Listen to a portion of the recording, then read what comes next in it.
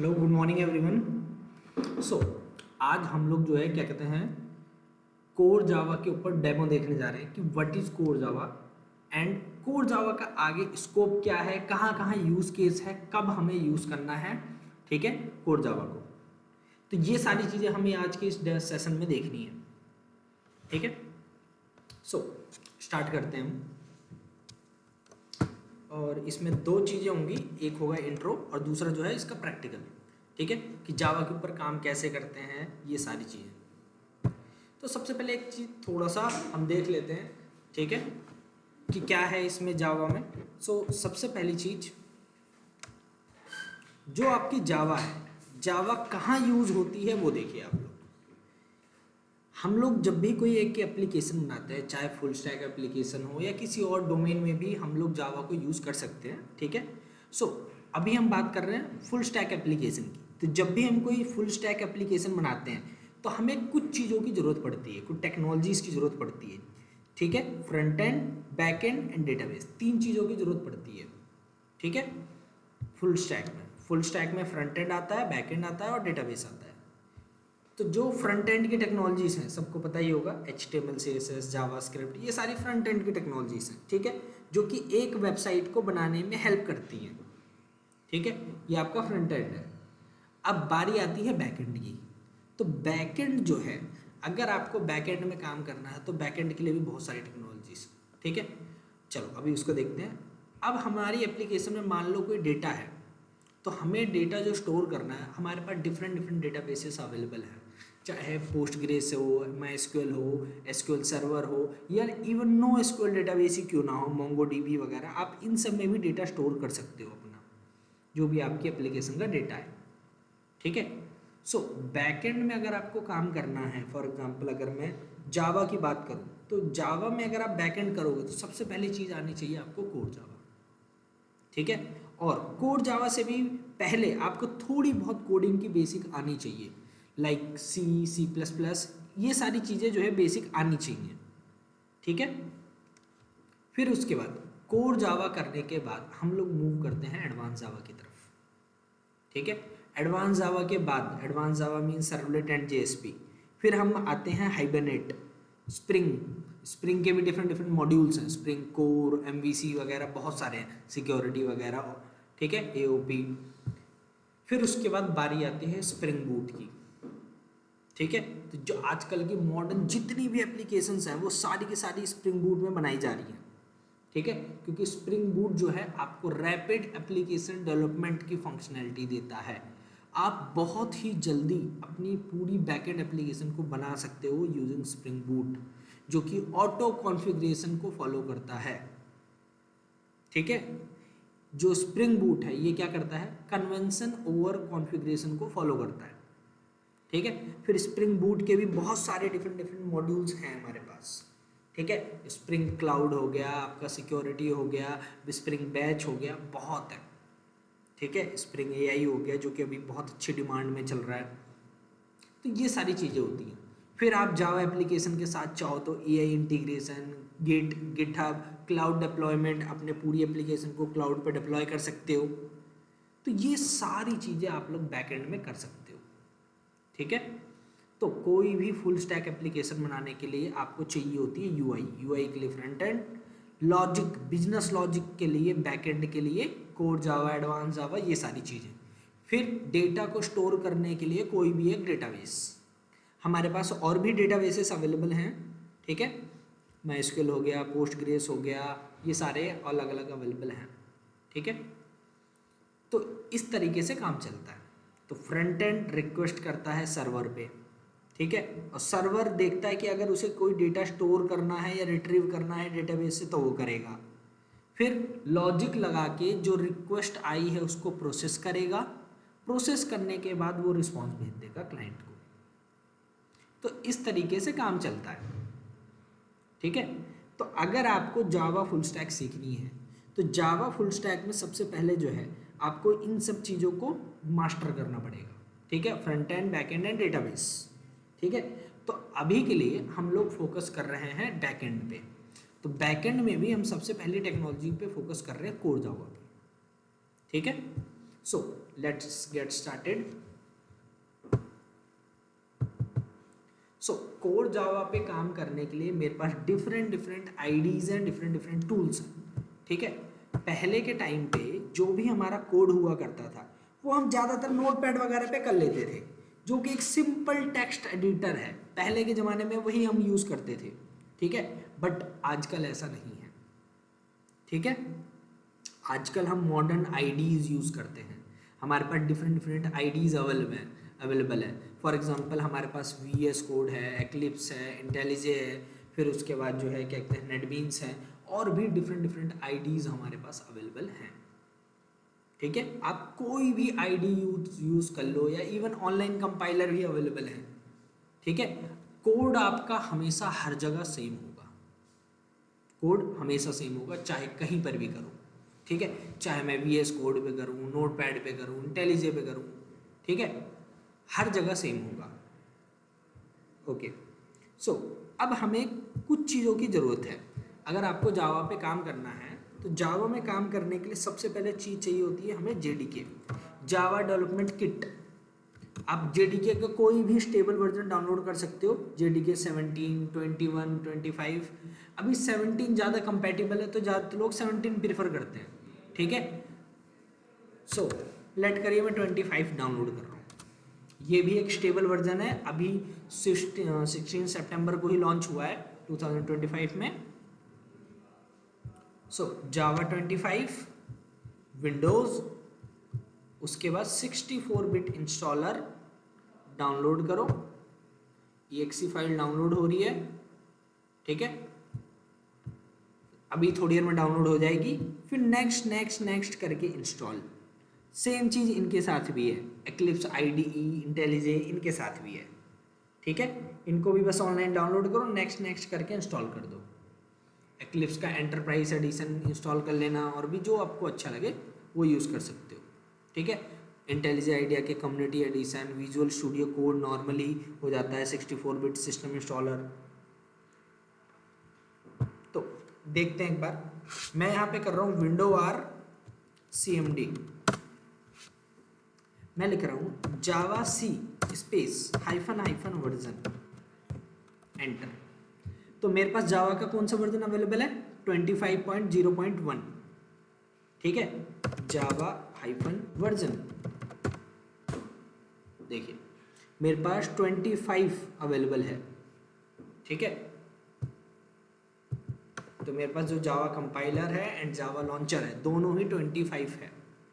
तो अब मैं जावा 25 का फुल यूज कर सकता हूं अपने लैपटॉप के अंदर। मान लीजिए मैं क्या कर रहा हूं, Windows R notepad,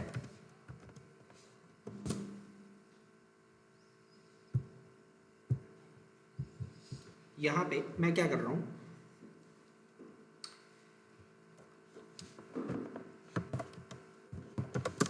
public class main, फिर public static void main, string type के आर्गुमेंट्स, ठीक है।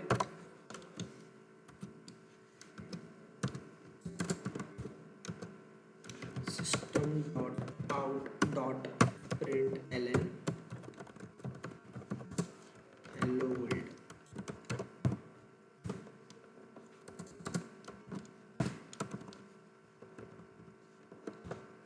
परफेक्ट। कंट्रोल S, डेस्कटॉप पे मैं सेव कर रहा हूं, और मैं क्या कर रहा हूं, जो नाम मैंने क्लास का रखा है एग्जैक्ट नाम मैं फाइल का रख रहा हूं, मेन, ठीक है। लास्ट में एक्सटेंशन जरूर लगा दीजिएगा .java, एक्सटेंशन ही बताता है कि फाइल किस तरीके का है, ठीक है, कि फाइल किस तरीके की है। तो मैं डेस्कटॉप पे से सेव कर ले रहा हूँ, परफेक्ट, सेव हो गया। अब मैं यहाँ पे क्या कर रहा हूँ, ये मेरी जावा फाइल है, right click open in terminal window 11 में। अगर आपका विंडो 10 है तो आप लोग एक काम कर सकते हो, शिफ्ट को होल्ड करके right click open PowerShell window here, ठीक है। तो अब इसके अंदर मैं क्या कर रहा हूँ, मैंने कहा जावा सी, मेरी एक फाइल है, फाइल का नाम है मेन डॉट जावा, इसको कंपाइल करो। यहां ध्यान रखिएगा सब लोग, ये लीजिए मेन डॉट क्लास। अब इसको रन करना है तो मैं लिख रहा हूं जावा मेन, एंटर। लीजिए हमारा कोड एग्जीक्यूट हो गया। लेकिन कौन इतना मैनुअली करेगा, मेरे पास तो इतना टाइम नहीं है ना कि मैनुअली बैठ के करूं मैं। तो क्या करें, तो हम लोग मैनुअली अभी ये काम नहीं करते, ठीक है। तो ये सब हटाओ,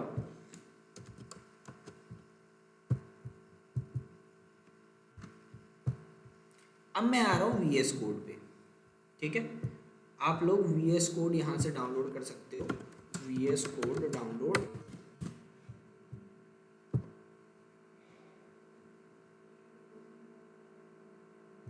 विंडोज 64 बिट सिस्टम इंस्टॉलर, यहां से आप लोग इसे डाउनलोड कर सकते हो, ठीक है।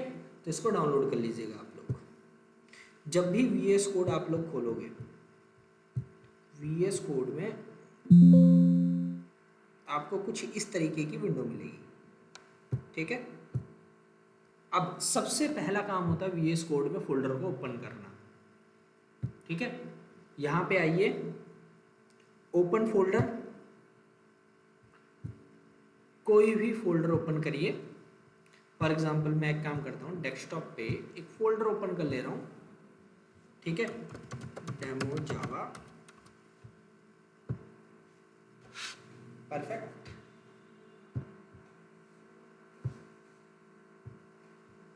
फोल्डर ओपन हो गया। यहाँ आइए, आप लोग चाहो तो यहाँ पे फाइल में जाके न्यू टेक्स्ट फाइल क्रिएट कर सकते हो, या फिर जो है और भी डिफरेंट चीज़ें कर सकते हो। जो चीज़ नोटपैड में नहीं थी वो चीज़ें आपको VS कोड के अंदर मिल जाएंगी। फाइल को ओपन करना, सेव करना, ऑटो सेव करना, ये सारे फीचर्स आपको VS कोड में मिल जाएंगे। ऑटो सेव वगैरह फीचर कोई भी नोटपैड में नहीं थे, ठीक है। इवन और भी बहुत सारे फीचर्स हैं, ठीक है। सो हम क्या कर रहे हैं, एक फाइल क्रिएट करने जा रहे हैं, चाहे आप शॉर्टकट यूज़ कर लो या यहाँ से ऑप्शन कर लो। तो हम क्या कर रहे हैं, यहाँ पे जाके ये देख रहे हो न्यू फाइल, क्लिक, फाइल का नाम रख रहा हूँ मैं मेन डॉट जावा, आपकी इच्छा है कोई भी नाम रख सकते हो, ठीक है, मेन डॉट जावा। अब मैं यहाँ पे अपना जावा का कोड लिख दे रहा हूँ, जो मैंने अभी वहाँ लिखा था एग्जैक्ट वही कोड यहाँ लिख दिया मैंने, ठीक है। फिर जब भी कभी भी आप JDK को इंस्टॉल करना, VS कोड को एक बार बंद करके दोबारा ऑन कर लेना, ठीक है, वरना VS कोड चेंजेस रिफ्लेक्ट नहीं करता। आप लोग एक काम करो, एक एक्सटेंशन इंस्टॉल कर लो। हमारे पास आता है यहाँ पे extension pack for Java, extension pack for Java, ठीक है, माइक्रोसॉफ्ट के थ्रू है। तो ये इंस्टॉल कर लेना आप लोग, ठीक है, एक्सटेंशन पैक फॉर जावा। इसमें तो वैसे सही बात बताऊं तो सबसे ज़्यादा इंपॉर्टेंट एक्सटेंशन सिर्फ यही है, language support for Java by Red Hat, यही सबसे ज़्यादा इंपॉर्टेंट है बस। लेकिन फिर भी प्रोजेक्ट वगैरह बनाने में ये सारी चीज़ें काम आ जाती हैं, दैट्स वाई इसको भी यूज़ कर लेना, ठीक है। और सिंगल फाइल एग्जीक्यूट करनी है तो उसके लिए कोड रनर इंस्टॉल कर लेना। और कोड रनर में जो है क्या कहते हैं, हमें एक छोटी सी सेटिंग करनी होती है। यहाँ ये सेटिंग्स, स्क्रॉल करिए धीरे धीरे, यहाँ देखिए रन इन टर्मिनल, ठीक है। अब इसे बंद करिए। चलो रन इन टर्मिनल टिक करने के बाद अब यहाँ पे देखिए, यहाँ पे रन करने के सिंबल आ रहे हैं, इसके इधर एक ड्रॉप डाउन का सिंबल है रन के बाद। तो रन कोड मतलब आप कोड रनर का हेल्प से अपना कोड को एग्जीक्यूट करो, ठीक है। रन जावा मतलब एक्सटेंशन पैक फॉर जावा का यूज करके कोड को रन करो। अगर आपको मैनुअली करना है तो टर्मिनल, न्यू टर्मिनल, सेम वही कमांड डाल सकते हो जो हमने वहां डाली थी, जावा सी मेन डॉट जावा, ठीक है। देखो डॉट क्लास फाइल जनरेट हो गई, फिर जावा मेन, खत्म काम। तो इस तरीके से आप लोग जावा का एक जो है कोड एग्जीक्यूट कर सकते हो पूरा कॉन्फ़िगर करके, ठीक है। सो अब एक काम करते हैं, थोड़ी सी थ्योरी की तरफ आते हैं हम लोग, ठीक है, कि what is Java and why Java, ठीक है। देखो हमारे पास बहुत सारी टेक्नोलॉजीज जो है पड़ी हुई थी। 1970s में हमारे पास कॉन्सेप्ट आया था सी का, ठीक है। डेनिस रिची और उनकी पूरी टीम ने सी को लॉन्च किया था। फिर उसके बाद 1979 के अंदर उन्होंने लॉन्च किया C++। डेनिस रिची, बजान स्टॉप्टस, इन सब ने मिलके, ठीक है, मेन जो थे वो बजान स्टॉप्टस थे, तो इन लोगों ने C++ को लॉन्च किया। तो जो सी था, सी में कुछ दिक्कतें थी, ठीक है। सी फॉलो करता था प्रोसीजरल प्रोग्रामिंग और you can also say functional programming. तो उसमें जो भी काम होता था वो सारा फंक्शन बना बना के होता था, ठीक है। तो जो चीज़ फंक्शन बना बना के हो, वो चीज़ जो है क्या कहते हैं, एक टाइम के बाद जब आपका कोड बेस बहुत ज़्यादा बड़ा हो जाता है ना, तो उसको मेंटेन करना बहुत मुश्किल हो जाता है। तो मेंटेनेबिलिटी की लास्ट में दिक्कत आ रही थी, ठीक है, एक्सटेंडेबिलिटी, मेंटेनेबिलिटी, इन सब की दिक्कत आ रही थी जो है सी में। तो इसीलिए जो C++ है उसको इंट्रोड्यूस किया गया, ठीक है। तो 1970s के टाइम पे अच्छा खासा जो है डेवलपमेंट चल रहा था, सारा सब कुछ चल रहा था, ठीक है। फिर 1990s के टाइम पर 1990s के टाइम पे कॉन्सेप्ट आया वर्ल्ड वाइड वेब, ठीक है। अब जो सी और C++ है, उन्होंने बोला कि हम जनरल पर्पस प्रोग्रामिंग लैंग्वेज हैं, हम इंटरनेट टेक्नोलॉजीज का सपोर्ट नहीं देंगे। उन्होंने इंटरनेट टेक्नोलॉजीज का सपोर्ट नहीं दिया। तो जब उन्होंने इंटरनेट टेक्नोलॉजीज का सपोर्ट नहीं दिया तो जाहिर सी बात है दूसरे जो थे मार्केट में, जो कॉम्पिटिटर्स थे, उन्होंने ये चीज़ अपॉर्चुनिटी देखी। तो जो जावा है, जावा वालों ने क्या किया, सन माइक्रो सिस्टम्स के अंदर, ठीक है, जेम्स गॉसलिंग और उनकी पूरी टीम थी, 1991 के अंदर सबसे पहली जो लैंग्वेज लॉन्च की उसे हम बोलते हैं ओक। जो चीड़ का पेड़ होता है ना, चीड़, ठीक है, ओक। तो ओक लॉन्च की उन्होंने, लेकिन वो शुरू में जो है इतना अच्छा था नहीं, उसमें बहुत सारे चेंजेस थे, बहुत सारे इन्हेंसमेंट करने थे। तो लास्ट में जो है 1995 में जाके उन्होंने लॉन्च किया जावा का फर्स्ट वर्जन, ठीक है। और जो जावा है, जावा ने वो सारी दिक्कतें दूर कर दी जो सी एंड C++ के अंदर थी, ठीक है। जो जो दिक्कतें सी और C++ के अंदर थी उन सब को दूर कर दिया, ठीक है।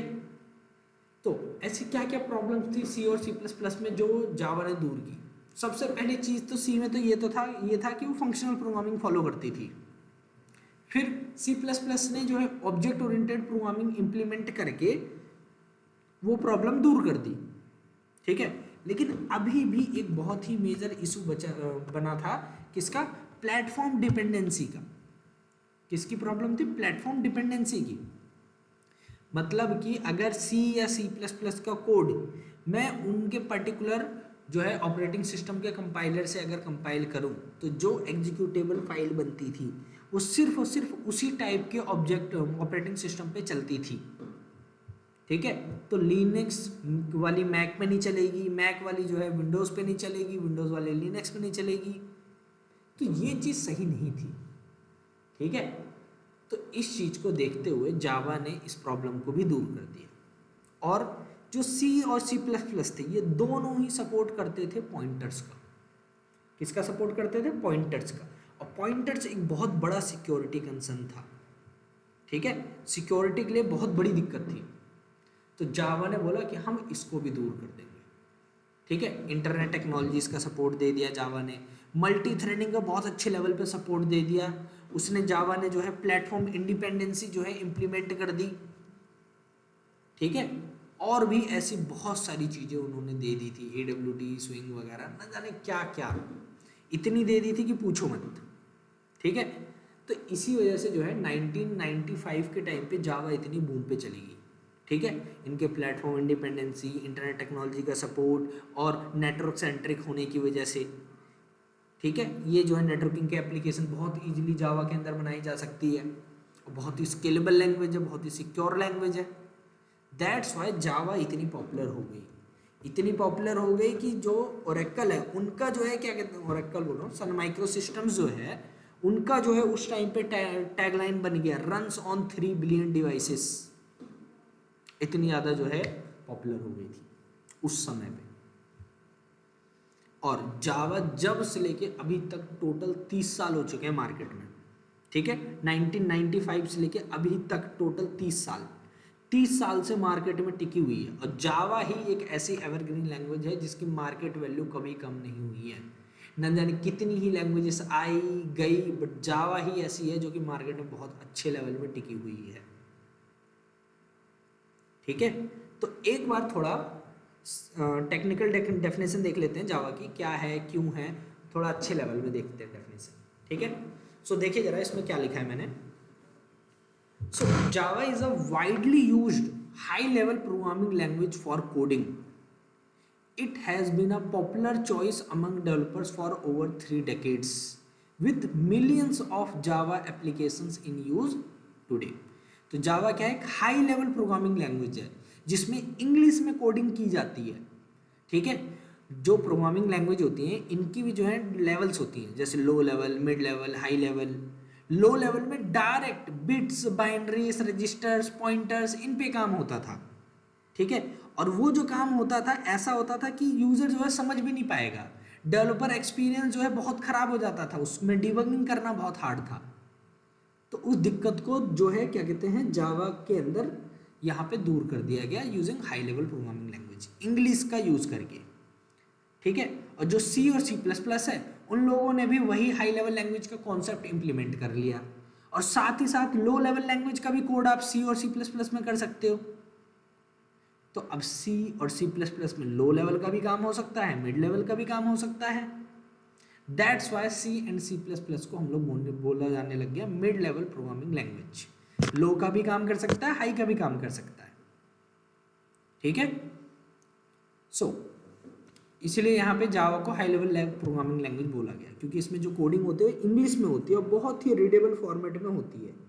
इवन जावा 25 ने तो इतना ज़्यादा रीडेबल बना दिया कि पूछो मत, बहुत ही ज़्यादा शॉर्ट कर दिया गया। ठीक है, चलिए फिर next, Java is a multi platform. Platform का मतलब होता है हार्डवेयर प्लस ऑपरेटिंग सिस्टम। तो जावा अलग अलग हार्डवेयर, अलग अलग ऑपरेटिंग सिस्टम पे एग्जीक्यूट की जा सकती है। So Java is a multi platform, object oriented and network centric language that can be used as a platform in itself. तो जावा खुद में ही समझ लो एक पूरा का पूरा प्लेटफॉर्म है। ठीक है, जो कि एक हाईली सिक्योर एनवायरनमेंट प्रोवाइड कराता है। ठीक है, so you can code everything from mobile apps and enterprise software to big data application and server side technologies in Java. तो जावा इतनी पावरफुल है। ठीक है, तो अगर आपको जावा में प्रोग्रामिंग करना स्टार्ट करना है तो जावा के मेजरली 3 एडिशन आते हैं, जावा SE, जावा EE और जावा ME। ठीक है, अब जावा 17 के बाद जो है इसका नाम चेंज हो गया है, जकार्ता EE हो गया है, जब से उन्होंने जो है ओपन सोर्स जो है एक्लिप्स को अपना जावा EE डोनेट कर दिया। ठीक है, सो जावा SE इसे हम बोलते हैं कोर जावा, और जावा EE इसे हम बोलते हैं एडवांस जावा। ठीक है, माइक्रो एडिशन जो है क्या कहते हैं, हार्डवेयर्स वगैरह के लिए एम्बेडेड लेवल में चिप लेवल के काम करने के लिए यूज करते हैं मेनली। ठीक है, तो हम लोग कोर जावा देखेंगे कि कोर जावा क्या है, क्यों है, ये सारी चीजें। अब एप्लीकेशंस क्या है जावा की, कहाँ कहाँ यूज हो सकता है। ठीक है, according to Sun Micro System Java runs on 3 billion devices.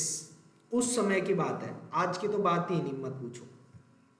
ठीक है, सो जावा के अंदर आप डिफरेंट टाइप की एप्लीकेशन बना सकते हो। ठीक है, जैसे कि सबसे पहला टाइप क्या है, desktop application. Desktop application such as Adobe Acrobat Reader, media player, antiviruses, इस तरीके की जो भी एप्लीकेशन है जो कि आपके लैपटॉप में चलती हैं, जिन्हें हम स्टैंड अलोन एप्लीकेशन भी बोलते हैं, आप उनको जावा में बिल्ड कर सकते हो। ठीक है, वेब एप्लीकेशंस भी जावा में बनाई जा सकती हैं, जैसे irctc.co.in, जावा टी पॉइंट, और भी डिफरेंट हैं। और एक्कल की ऑफिशियल वेबसाइट वगैरह भी जो है इसमें बनी हुई है जावा में। ठीक है। एंटरप्राइज जावा मतलब सॉरी एंटरप्राइज एप्लीकेशंस जो फिनटेक वगैरह है, सीआरएम है, ईआरपी हो गया, ये सब जावा में बनाते हैं मेनली, क्योंकि वो हाईली सिक्योर होती है जावा। ठीक है। फिर next point, mobile apps, Android app development जो है मेनली सबसे ज़्यादा लोग जो है जावा में करते थे। ठीक है, अभी भी समझ लो 60-70% लोग जावा में ही करते हैं। ठीक है, बाकी के जो शेयर्स हैं अभी जो है रिसेंटली जो है React Native, Flutter, Dart, Ionic, Apache Cordova, Xamarin, इन सब ने जो है थोड़ा सा कैप्चर कर लिया है। ठीक है, लेकिन अभी भी अगर किसी को नेटिव एप्लीकेशन और बहुत ही फास्ट और सिक्योर एप्लीकेशन बनानी होती है, लोग जावा ही चुनते हैं बस। ठीक है, और चिप लेवल का अगर आपको कोई भी काम करना है तो वो जावा में किया जा सकता है बहुत ईजिली। और जो भी स्मार्ट कार्ड्स के काम होते हैं, जैसे माइट्रो कार्ड हो गया, आपका डेबिट कार्ड हो गया, क्रेडिट कार्ड हो गया, इन सब को भी आप जावा में बिल्ड कर सकते हो। इवन रोबोटिक्स में, ठीक है, रोबोटिक्स में जावा यूज़ कर सकते हो आप। Game development just like Minecraft, testing मतलब सिलेनियम वगैरह, इन सब में जो जावा यूज़ हो सकती है। बिग डेटा मीन्स हडूप, ऐसी बहुत सारी जगहों पे आप जावा को यूज़ कर सकते हो। ठीक है, बिग डेटा में, वेब डेवलपमेंट में, एम्बेडेड सिस्टम में, एंड्रॉयड में। ठीक है, और जावा की कोई भी फ्रेमवर्क आप वेब के साथ इंटीग्रेट कर सकते हो। तो इन सब का काम जावा में किया जा सकता है। और जावा में बहुत टॉप एप्लीकेशन जो हैं बनाई जा सकती हैं। ठीक है, कुछ एग्जांपल्स हैं इसके, माइनक्राफ्ट, नेटफ्लिक्स वगैरह, इन सब को जावा में बिल्ड किया गया है। ठीक है, अब जावा जो है हमें प्लेटफॉर्म इंडिपेंडेंसी कैसे प्रोवाइड कराता है। जावा जो है वो क्या करता है, जो भी कंपाइलर हो, चाहे लिनक्स का हो, विंडोज़ का हो, मैक का हो, डॉट जावा फाइल हमेशा जो कंपाइल होती है वो डॉट क्लास फाइल जनरेट करती है। ठीक है, डॉट क्लास फाइल, इसे हम बाइट कोड भी बोलते हैं। ठीक है, यही डॉट क्लास फाइल रीज़न होती है जो जावा के प्लेटफॉर्म इंडिपेंडेंट होने का। ठीक है, अब यही डॉट क्लास फाइल चाहे आप विंडोज़ पे ले जाओ, लिनक्स पे ले जाओ, मैक पे ले जाओ, हर जगह चल जाएगी। ठीक है, फिर जावा जो है बहुत ही सिंपल प्रोग्रामिंग लैंग्वेज है। सिंपल इसे इसलिए बोला गया क्योंकि पहली बात तो ये हाई लेवल है, दूसरा इसमें आपको पॉइंटर्स वगैरह की कोई चिंता करने की कोई ज़रूरत नहीं है। कब किसको मेमोरी देनी है, कब मेमोरी हटानी है, कैलॉक, मेलॉक, रीअलॉक जो है इनकी अभी जो है क्या कहते हैं, कोई वो नहीं है, मतलब कि हेडेक लेने की कोई ज़रूरत नहीं है, वो जावा अपने आप हैंडल करता है उनको। ठीक है, फिर नेक्स्ट आर्किटेक्चर न्यूट्रल। जावा जो है किसी भी आर्किटेक्चर पे, किसी भी प्लेटफॉर्म पे चलाया जा सकता है। ऑब्जेक्ट ओरिएंटेड, जावा जो है क्या कहते हैं, एक प्रोग्रामिंग पैराडिज्म फॉलो करता है, एक सॉफ्टवेयर डेवलपमेंट मेथोडोलॉजी फॉलो करता है जिसे हम बोलते हैं oops, object oriented programming system. ठीक है, ये सॉफ्टवेयर बनाने का एक तरीका है जो कि रिलेट करता है रियल वर्ल्ड से। ठीक है, जो है एक बहुत ही फ्लेक्सिबल, सिक्योर एक पूरी एप्लीकेशन बनाने में हमें हेल्प करेगा। इसको हमें पूरे थ्रू आउट द कोर्स बहुत डेप्थ में पढ़ना होता है। ठीक है, और नेक्स्ट पॉइंट, जावा के नेक्स्ट फीचर क्या है, जावा क्या है, हाईली सिक्योर है। क्यों? क्योंकि जावा जो है जो अपना कोड रन करता है वो अपने जेवीएम में करता है, जावा वर्चुअल मशीन के अंदर करता है, जिसकी मेमोरी आइसोलेटेड होती है, बाहर से कोई भी जावा की मेमोरी एक्सेस नहीं कर सकता। और जावा में पॉइंटर्स का सपोर्ट है ही नहीं। ठीक है, तो आप डायरेक्टली पॉइंटर सपोर्ट का यूज कर ही नहीं सकते जावा में। ठीक है, तो जावा इसलिए हाईली सिक्योर बोली गई क्योंकि जो पॉइंटर्स थे वो अनवांटेड मेमोरी लोकेशंस को एक्सेस कर सकते थे। ठीक है, ये था इसमें जावा में। तो इसीलिए जो है क्या कहते हैं, सॉरी जावा बोल रहा हूँ, ये था पॉइंटर्स में कि अनवांटेड मेमोरी लोकेशंस को एक्सेस कर सकते थे। ये बहुत ही बड़ा सिक्योरिटी इशू था, तो इसको जावा ने दूर कर दिया। फिर नेक्स्ट पॉइंट, जावा जो है मल्टी थ्रेडेड प्रोग्रामिंग लैंग्वेज है। ठीक है, मतलब कि मल्टीपल टास्क एक समय पे ये एग्जीक्यूट करवा सकता है।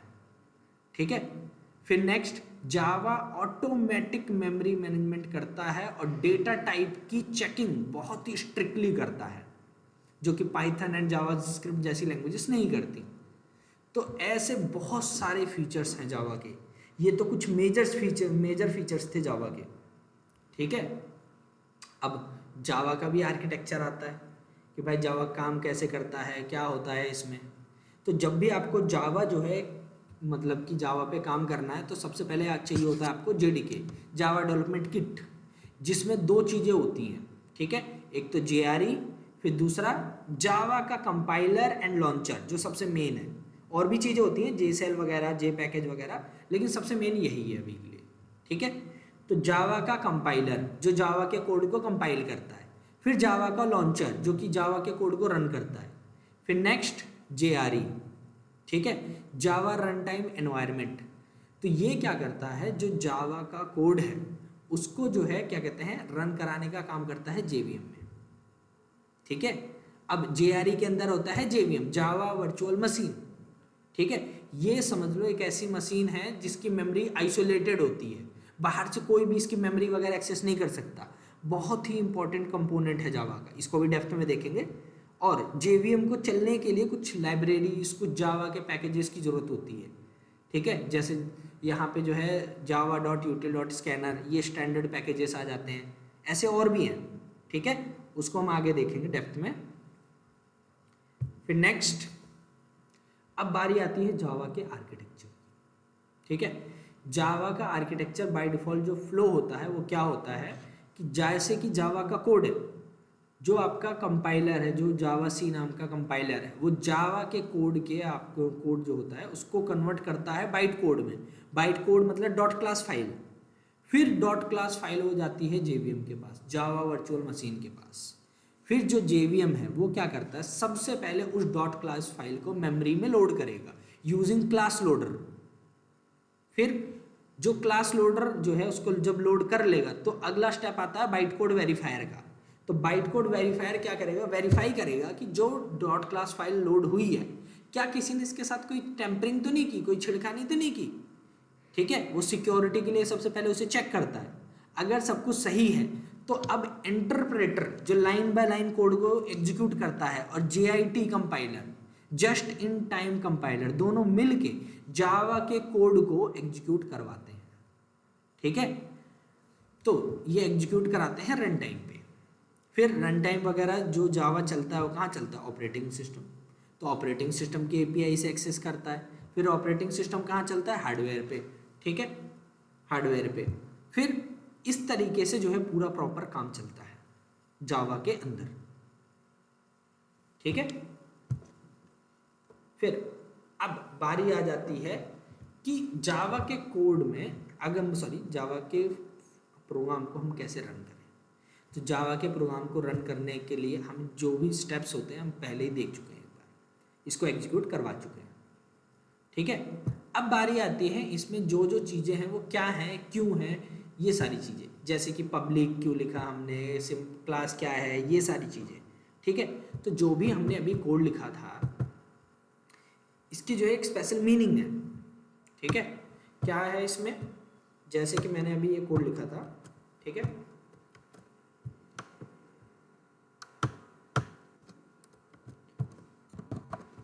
इसको सबसे पहली चीज पब्लिक। पब्लिक मतलब कोई भी हमारी इस क्लास को कहीं से भी एक्सेस कर सकता है, ठीक है।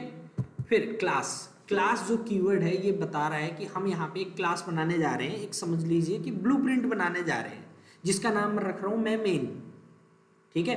मेन नाम का एक ब्लूप्रिंट बनाने जा रहा हूँ, ये एक हमारा आइडेंटिफायर है, कोई भी नाम दे सकते हो आप, लेकिन जावा का नेमिंग कन्वेंशन बोलता है कि क्लास नेम अपर कैमल केस में होना चाहिए, मतलब हर एक वर्ड का पहला लेटर कैपिटल। और पब्लिक ये बोलता है कि क्लास नेम फाइल नेम बिल्कुल सेम होना चाहिए। अगर आपने किसी भी क्लास के आगे पब्लिक लगा दिया तो class name and file name का केस जो होता है बिल्कुल सेम होना चाहिए, ठीक है। अब इस क्लास के अंदर क्या कोड है जरा वो देखो। मान लीजिए हम एक ब्लूप्रिंट बना रहे हैं जिसके अंदर का कोड ये है, ठीक है। तो इसके अंदर एक मेन मेथड है, ठीक है। जैसे हमने सी या C++ में लिखते थे ना वॉइड मेन, इसी तरीके से जावा में इसी मेन मेथड को थोड़ा सा अपग्रेड कर दिया गया है, ठीक है। सबसे पहली चीज क्या है, पब्लिक, कि कोई भी कहीं से भी इसको मेन मेथड को एक्सेस कर सकता है, ठीक है। मेनली ये चीज होती है जेवीएम के लिए कि जेवीएम कहीं से भी इसको एक्सेस कर सके, ठीक है। तो पब्लिक, फिर अगला स्टैटिक। देखिए जावा जो है एक ऑब्जेक्ट ओरिएंटेड प्रोग्रामिंग लैंग्वेज है। जावा ऑब्जेक्ट ओरिएंटेड प्रोग्रामिंग को फॉलो करती है, और ऑब्जेक्ट ओरिएंटेड प्रोग्रामिंग लैंग्वेज का रूल होता है कि अगर आप कोई भी काम कर रहे हो, छोटा से छोटा ही क्यों नहीं, आपको बिना ऑब्जेक्ट बनाए नहीं करना, क्लास और ऑब्जेक्ट बना के ही काम करना होता है। ठीक है, तो पहले मेन का ऑब्जेक्ट बनाओ, फिर उसको यूज़ करो, बहुत लेंथी टास्क हो जाता है। इसी वजह से हम लोग इसमें स्टैटिक लगा देते हैं। स्टैटिक का मतलब होता है कि बिना ऑब्जेक्ट बनाए जो जेवीएम है वो आपके मेन मेथड को एग्जीक्यूट करवा सके। ठीक है, तो आप बिना ऑब्जेक्ट बनाए इस मेन मेथड को एग्जीक्यूट करवा सकते हो। ठीक है, इसीलिए हम इसमें स्टैटिक लगाते हैं। और स्टैटिक के और भी फायदे हैं, इवन एक पूरा का पूरा चैप्टर है स्टैटिक के ऊपर। ठीक है, कि लोड टाइम पे सबसे पहले इसी को मिलती है मेमोरी, और भी अलग अलग चीज़ें होती हैं। ठीक है, फिर बारी आती है कमांड लाइन आर्ग्यूमेंट्स की। ठीक है, कमांड लाइन आर्ग्यूमेंट्स मतलब कि टर्मिनल से इनपुट लेना, ये होता है कमांड लाइन आर्ग्यूमेंट्स। अब इसके अंदर ये जो है क्या कहते हैं, बहुत रेयरली लोग यूज़ करते हैं। ठीक है, तो ये भी एक टॉपिक है, वो आगे हम देखेंगे।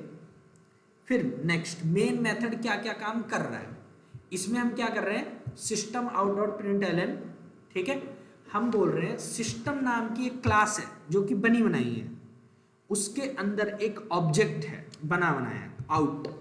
ठीक है, ये भी बना बनाया है, ये देखो प्रिंट स्ट्रीम टाइप का ऑब्जेक्ट है, और उस ऑब्जेक्ट के अंदर एक मेथड है, एक फंक्शन है जिसका नाम है प्रिंट एलन। ठीक है, ये किसी भी स्ट्रिंग को कंसोल पे मतलब टर्मिनल पे प्रिंट कराने में आपकी हेल्प करेगा। और सेमीकोलन का मतलब होता है एंड ऑफ स्टेटमेंट। ठीक है, सेमीकोलन मतलब एंड ऑफ स्टेटमेंट, ये स्टेटमेंट यहीं पे फिनिश होती है। ठीक है, तो देखिए जावा का कोड एग्जीक्यूट हो गया। तो इस तरीके से काम होता है जावा एप्लीकेशन के अंदर। ठीक है, तो जब हम कंटिन्यू करेंगे तो इसमें बहुत सारी चीज़ें हैं। ठीक है, बहुत सारे अच्छे अच्छे कॉन्सेप्ट्स हैं जो हमें सीखने होंगे, तो हम फ्यूचर में उन सब चीज़ों को देखेंगे, आगे फर्दर कंटिन्यू करेंगे। ठीक है, सो हम लोग इस सेशन को आज के लिए यहीं पे रैप करते हैं। ठीक है, थैंक यू।